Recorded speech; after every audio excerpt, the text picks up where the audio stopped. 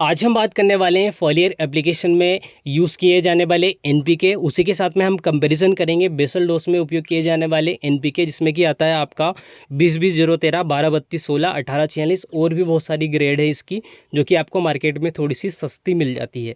उसके साथ में अगर फॉलियर एप्लीकेशन के बारे में बात करें, जो कि चिलेटेड फॉर्म में आते हैं आपका 12-61-052-34-0050, 18-18, 19-19, 18-46, बहुत बड़ी इसकी रेंज होती है। हर एक कंपनी अपने हिसाब से अलग अलग तरीके से अपनी ग्रेड को बनाती है ताकि उसको सही तरीके से मार्केटिंग कैप्चर कर पाए और अपना जो एनपीके है मार्केट में ज़्यादा से ज़्यादा सेल आउट कर पाए।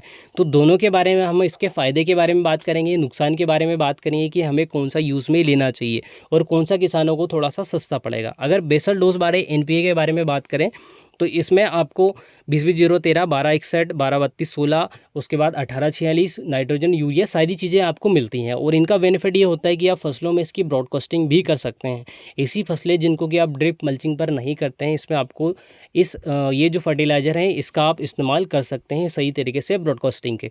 और इसके बेनिफिट ये है कि आपको मार्केट में ये कॉस्टली बहुत ज़्यादा सस्ता मिलेगा। दूसरी चीज़ ये कि अगर आपकी फसल में किसी भी प्रकार का फंगस है, ज़मीन में क्या होता है कि जब ज़मीन में फंगस पैदा हो जाता है तो उसको कंट्रोल करना बहुत ज़्यादा मुश्किल हो जाता है।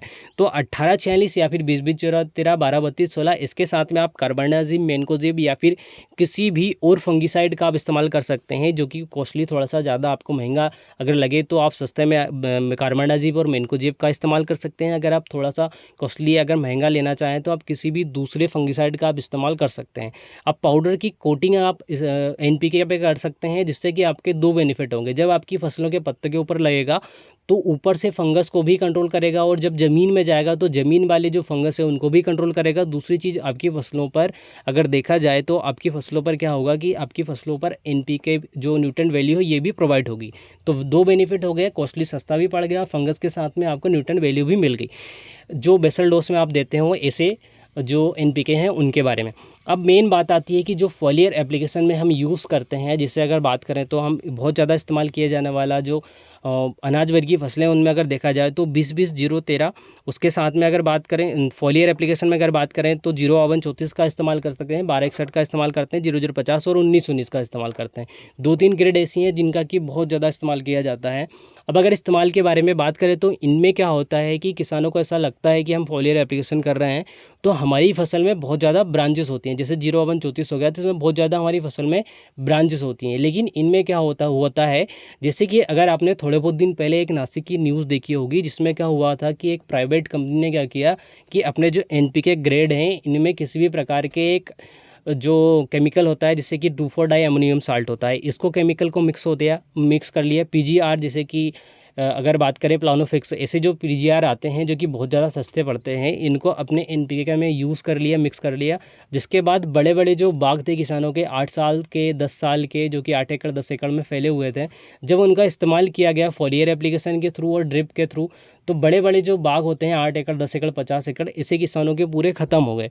तो इस प्रकार से कंपनियां फ्रॉड करती हैं फॉलियर एप्लीकेशन और ड्रिप में जो एप्लीकेशन किया जाता है उनके साथ में। तो इन्हें बहुत ज़्यादा कंपनियां फ्रॉड करती हैं। तो कंपनियों को सिलेक्शन आपको बहुत ज़्यादा सही करना है, मतलब ऐसी कंपनी जो कि सही तरीके से काम कर रही है, जिनका कि आपने लास्ट टाइम यूज़ किया है, जिनका सही तरीके से आपको रिजल्ट मिला है। मैं स्पेशली अगर रिकमेंड करने के बारे में बात करें तो किसी भी कंपनी को रिकमेंड नहीं करता हूं, लेकिन स्पेशली मैंने श्री सिद्धि जो कंपनी रहती है, बहुत ज़्यादा इसका विशेष अगर कंपनी के बारे में बात करें तो कंपनी ने बहुत ज़्यादा मतलब सही तरीके से अपनी ग्रेड को मेनटेन करके रखा है। और इसका जब मैंने मिर्च में उपयोग किया पूरे 1 साल तक, तो उसमें मुझे बहुत ही बेहतरीन तरीके के रिजल्ट मिले हैं। इसलिए मैं आपको श्री सिद्धि रिकमेंड कर सकता हूँ, जो कि बहुत ज़्यादा इसके जो प्रोडक्ट हैं बहुत ज़्यादा महंगे भी नहीं आते हैं।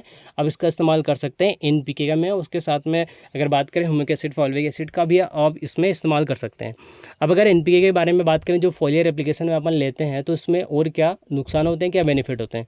अगर आपकी फसल की ग्रोथ रुकी हुई है हल्की फुल्की, अगर आपको 1 दिन, 2 दिन, 3 दिन में अगर आपकी फसलों को बढ़ाना है और बूम देना है, अपनी फसलों को बहुत ज़्यादा मतलब ग्रोथ लेनी है, या फिर आपकी फसल को हरा भरा करना है, तो आप इसको 1 दिन 2 दिन हल्का फुल्का जो रिजल्ट है, इसके लिए आप फॉलियर एप्लीकेशन में ले सकते हैं। लेकिन मल्टीनेशनल जो कंपनियां हैं या फिर अच्छी जो कंपनियां हैं, इनका इस्तेमाल करके 0-51-34, 00-50, 19-19, 12-61, अगर आपकी फसलों में बहुत ज़्यादा आपको ब्रांच बढ़ाना है, ब्रांचेस करने वाली अगर आपने किसी भी प्रकार की सोयाबीन की वैरायटी, चने की वैरायटी, तो आप 12-61 का इस्तेमाल कर सकते हैं। शुरुआती अवस्था में भी आप ये बहुत सही तरीके से काम करता है।